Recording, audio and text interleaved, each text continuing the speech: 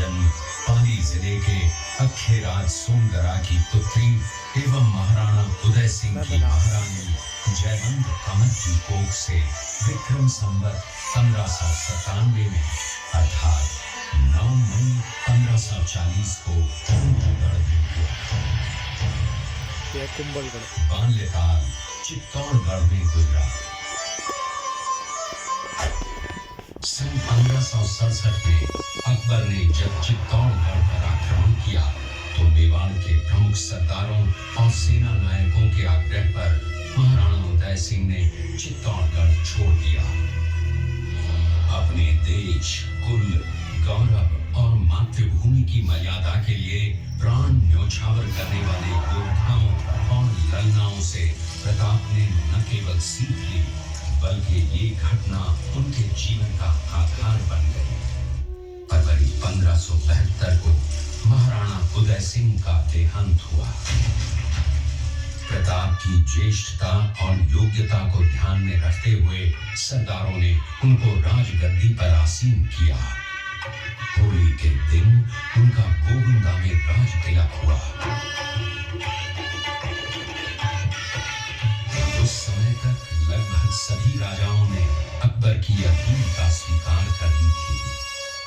एकमात्र महाराणा प्रताप ने अपना मस्तक अकबर के आगे नहीं झुकाया। प्रताप मुगलों से लोहा लेने की तैयारी में जी जान से जुट गए। 18 जून 1576 की सुबह हल्दी घाटी और खमनोर के मध्य एक मैदान में ऐतिहासिक युद्ध हुआ। महाराणा प्रताप की सेना गोगुंदा से हल्दी घाटी पहुंची, जबकि सेनापति मानसिंह के नेतृत्व में मुगल सेना ने हल्दी घाटी के ठीक नीचे मैदान में अपना मोर्चा जमाया।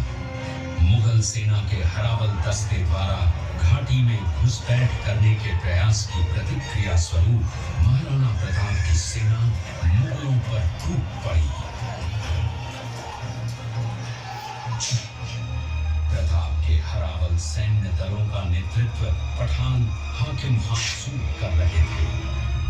भीरू राणा, जो राणा पूंजा के नाम से भी जाने जाते हैं, उनके नेतृत्व में भील आदिवासियों ने गोरिल्ला पद्धति से युद्ध करते हुए मुगलों के छक्के छुड़ा दिए।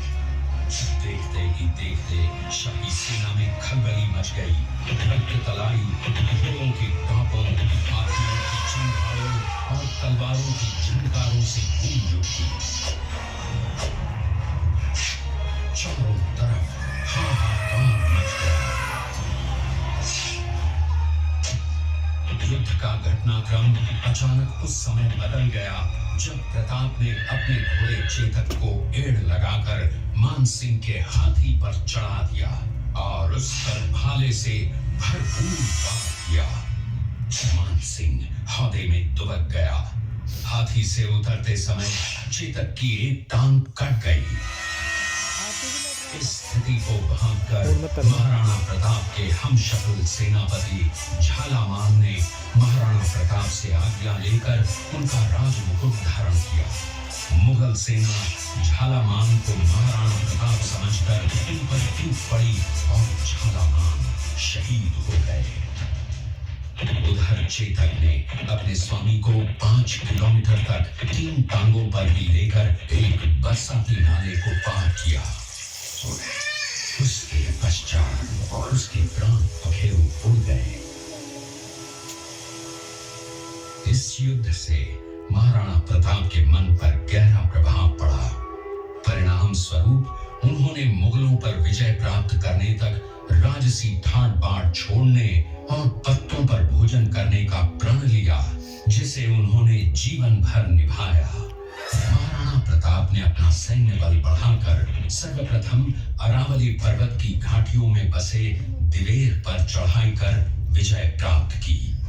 इसके बाद कुंभलगढ़ पर भी विजय प्राप्त की। सिर्फ चित्तौड़गढ़ को छोड़कर सारे मेवाड़ को अपने अधीन कर लिया। कालांतर में महाराणा ने चावंड में अपनी राजधानी स्थापित की।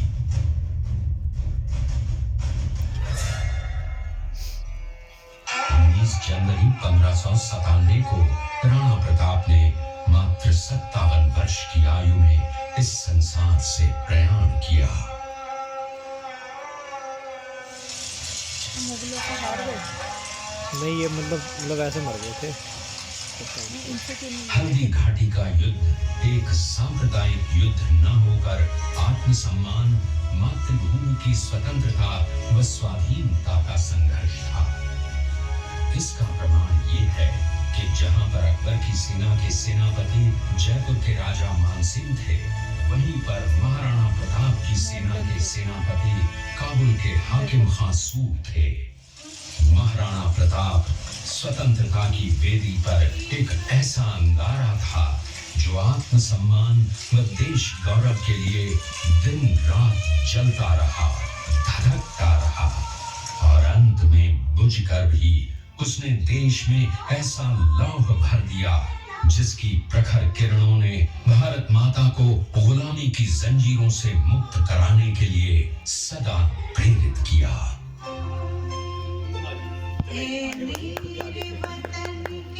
बढ़िया। चलो।